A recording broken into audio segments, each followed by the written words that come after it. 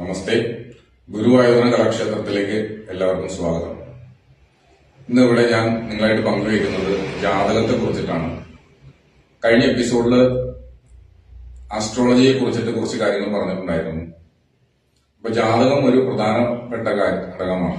നമ്മള് ഒരു കുട്ടികൾ ഉണ്ടായി കഴിയുന്നതിന് ശേഷം ആ കുട്ടിയുടെ 28 എട്ടലൊക്കെ കഴിഞ്ഞതിന് ശേഷം ജാതകം കുറിപ്പിക്കാറുണ്ട്. ഈ ജാതകം പലപ്പോഴും കുറിച്ച് വാങ്ങിയതിന് ശേഷം ഇത് പലപ്പോഴും എവിടെയെങ്കിലും കൊണ്ട് സുരക്ഷിതമായി വെക്കുമെങ്കിലും പിന്നെ അതിനെ കുറിച്ചിട്ടൊന്നും അധികം ബോധേട ആയിരിക്കാറില്ല പലരും. പക്ഷെ ഈ ആസ്ട്രോളജിസ്റ്റ് എന്തിനാണ് അതിൽ എഴുതുന്നത്? നമ്മൾ ഓരോ ദശാകാലഘട്ടങ്ങളിലും ഓരോ ഗ്രഹങ്ങളുടെ സ്വാധീനം നമുക്ക് വരുമ്പോൾ ആ ദശയിൽ ദശാനാഥനെ അറിയുന്നതിന് വേണ്ടിയിട്ടാണ് നമുക്ക് ഈ ജാതകം കുറിപ്പിക്കുന്നത്. ഇപ്പോ ബുധദശയിലുള്ള ഒരാളാണെങ്കിൽ ആ ബുധദശയിൽ വൈഷ്ണവ ക്ഷേത്ര ദർശനം ആവശ്യമാണ്. അങ്ങനെ വൈഷ്ണവ ക്ഷേത്രങ്ങൾ ആ ദശാകാലഘട്ടങ്ങളിൽ പോയിട്ടുണ്ടെങ്കിൽ ഇപ്പോൾ വിദ്യാർത്ഥികളൊക്കെ ആണെങ്കിൽ ആ കുട്ടികൾക്ക് വിദ്യാസംബന്ധമായ നല്ല നേട്ടങ്ങളൊക്കെ ഉണ്ടാകുന്നതിന് അത് സഹായിക്കും.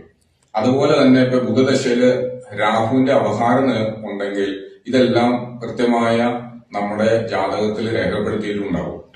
അപ്പോ ആ രാഹുവിന്റെ അപഹാരഘട്ടങ്ങളെ ആയതുകൊണ്ട് ദശാനാഥനും ദശ അപഹാരനാഥനായ രാഹുവിനും വഴിപാട് കഴിക്കേണ്ടതുണ്ട്. അപ്പോ രാഹുവിനാണെങ്കിൽ നമ്മൾ അടുത്തുള്ള സർപ്പം ഉള്ള ക്ഷേത്രങ്ങളിലൊക്കെ പോയിട്ട് എന്തെങ്കിലും സർപ്പത്തിന് 100 പാല് ഒക്കെ കഴിക്കുക.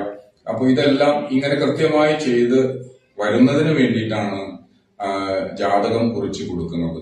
പലപ്പോഴും വിവാഹം ഒക്കെ എത്തുന്ന സമയത്ത് അറിയാൻ വേണ്ടി മാത്രമാണ് ഇത് ഉപയോഗിക്കാറ്. അതുകൊണ്ട് എല്ലാവരും ജാതകം കുറിച്ച് വെച്ചിട്ടുണ്ടെങ്കിൽ ഇതെല്ലാം എടുത്തു നോക്കണം. ഒരു ആസ്ട്രോളജിസ്റ്റിന്റെ അടുത്ത് പോയിട്ട് സഞ്ചിതമായ കർമ്മത്തിലെ ഇപ്പോഴത്തെ സ്ഥിതി വിവരങ്ങൾ അറിയുന്നതിന് പ്രശ്നം വെക്കുന്നത് നല്ലതാണ്. അതുപോലെ തന്നെ ചെറിയ പ്രായത്തിൽ കുറിച്ചു വെച്ചിട്ടുള്ള ജാതകത്തിലെ ദശാഘട്ടങ്ങൾ മനസ്സിലാക്കുകയും അതനുസരിച്ചിട്ടുള്ള വഴിപാടുകളൊക്കെ ചെയ്തു പോകുന്നതും വളരെ നല്ലതാണ്.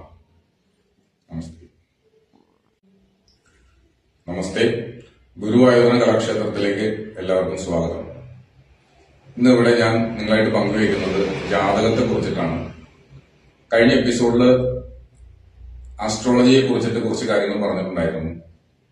അപ്പൊ ജാതകം ഒരു പ്രധാനപ്പെട്ട ഘടകമാണ്. നമ്മള് ഒരു കുട്ടികൾ ഉണ്ടായി കഴിയുന്നതിന് ശേഷം ആ കുട്ടിയുടെ 28 എട്ടലൊക്കെ കഴിഞ്ഞതിന് ശേഷം ജാതകം കുറിപ്പിക്കാറുണ്ട്. ഈ ജാതകം പലപ്പോഴും കുറിച്ച് വാങ്ങിയതിന് ശേഷം ഇത് പലപ്പോഴും എവിടെയെങ്കിലും കൊണ്ട് സുരക്ഷിതമായി വെക്കുമെങ്കിലും പിന്നെ അതിനെ കുറിച്ചിട്ടൊന്നും അധികം ബോധേട ആയിരിക്കാറില്ല പലരും.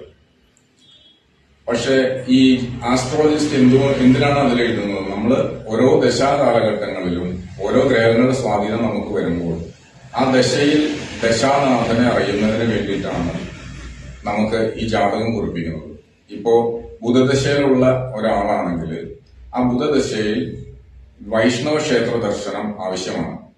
അങ്ങനെ വൈഷ്ണവ ക്ഷേത്രങ്ങൾ ആ ദശാകാലഘട്ടങ്ങളിൽ പോയിട്ടുണ്ടെങ്കിൽ ഇപ്പോൾ വിദ്യാർത്ഥികളൊക്കെ ആണെങ്കിൽ ആ കുട്ടികൾക്ക് വിദ്യാസംബന്ധമായ നല്ല നേട്ടങ്ങളൊക്കെ ഉണ്ടാകുന്നതിന് അത് സഹായിക്കും.